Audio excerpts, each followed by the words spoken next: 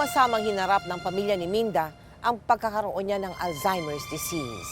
Bagamat kalunos-lunos ang epekto nito sa pagkatao ni Minda, hindi siya pinabayaan ng kanyang asawa at ina. Mami, ayaw niyo na po ba ng pagkain niyo?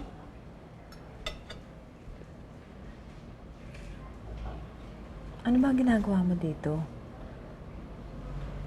Baka mamaya, gabihin ka dito, hinahanap ka na sa inyo.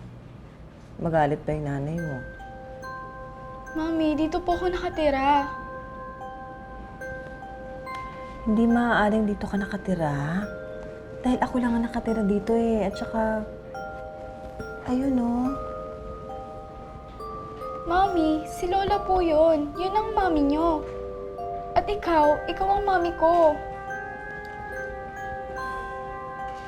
Hindi nga maaaring mangyari dahil dalaga pa ako. Mamaya hinahanap ka na sa inyo. Ano ba talagang ginagawa mo dito, ha?